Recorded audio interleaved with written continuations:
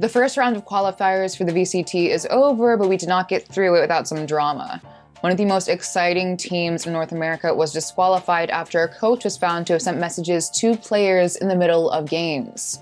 2 little words were sent that have caused more drama in the Valorant community than we have seen in weeks. Help sewer.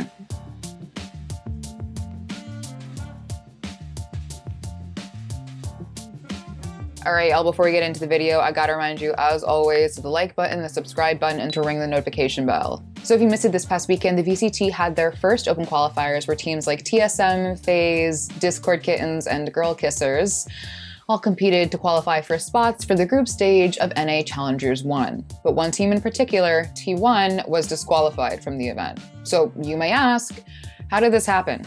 TSM and T1 faced off on January 29th in the 4th round of the lower bracket, and everyone was pretty curious to see how these newly constructed teams would shape up. The first map was split, won by T1 13-7. TSM Sabrosa then quote tweeted his teammate Aleko/Levi, who was talking about ping, and Sabrosa said the following: "I'm playing versus a team that has their coach typing and probably talking to them mid-game GG 6v5. Soon after, he adds, "It's okay guys, they got a warning." If you're like, this sounds a bit fishy, it's because it is. Per VCT rules, coaches are only allowed to talk to their team during specific times.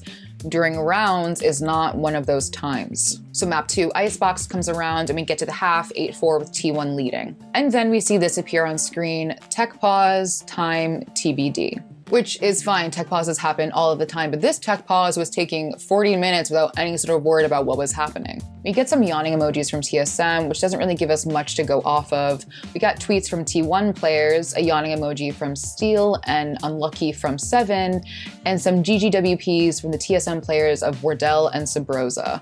A little bit later, T1's Curry said he might be the most unlucky player in NA Valorant history. At this point, people didn't have a clue what was going on. All that we knew was the map was no longer being played. They said they were made aware that a T1 coach was communicating with players during the game, not during pauses or timeouts when they're allowed to. Specifically, they broke Rule 7.2.11, unauthorized communications. Riot forced T1 to forfeit the match, and they were out of the qualifier via elimination. On February 1st, T1 made the decision to suspend their Valorant head coach, David Dennis, for the next open qualifier for what had occurred. That same day, David Dennis made a formal apology via Twitlonger saying the following: "The communication logs show that all communication I had with players happened between rounds or to a player who was already eliminated. This communication consisted of encouraging/supportive statements and general reminders. One exception to this was help sewers.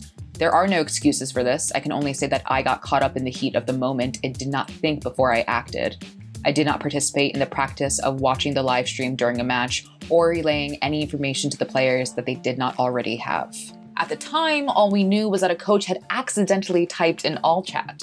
After the match, Wardell shed some light on what exactly was said. 2 little words on Twitter: help sewer. The first map that was played, Split, is the only map that has the sewers callout, and obviously a coach telling a team to help any area of the map during a game would not be okay. People were shocked, and it didn't take long for help sewer memes to flood the timeline. Also, according to Sabrosa, the coach also said Rosa ult.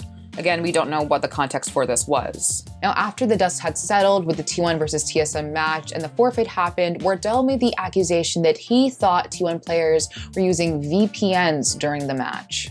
Why were you on Texas servers? Because those guys were using VPNs. They were using VPN to like make their ping higher and shit. Disgusting. They have 2 people on 5 ping and the ping difference is fucking lower than Chicago. Like, how does that even work? Makes no sense. This guy's like, he's using a VPN and then they ask him, "Yo, what ping do you have without your VPN?" And then Levi's like, "Why doesn't he just take it off and show us?" And I'm like, yo, that's a great idea instead of just telling us. Bro, I'm like, yo, this is so sketch. However, according to a member of Nerd Street, the tournament operators, this has no merit. They stated that server selection was done according to the VCT rule set and the most fair server was chosen for this matchup. And now I promise you that's it for the drama. Because if we have learned anything this weekend, NA Valorant cannot get it together, whether it's in the server or on Twitter. So where are we now that the dust has settled? Well, T1 still has a chance to qualify in the next open qualifier.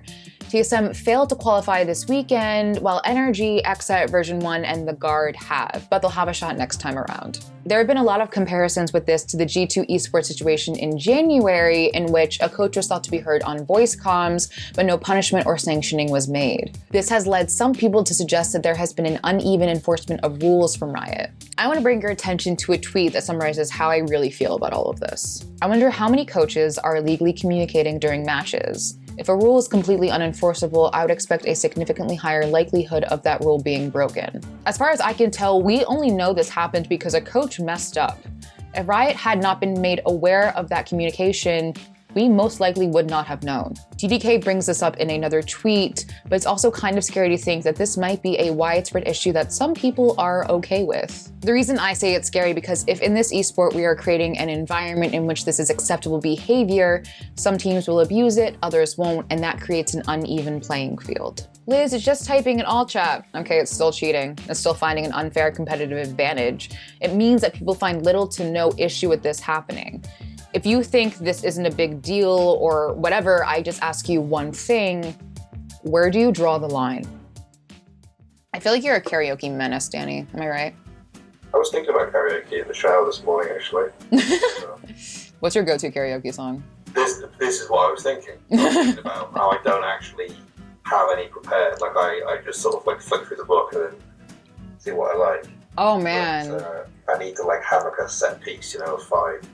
I have one, and it's Amy Winehouse, Rehab. That's the one I will belt out.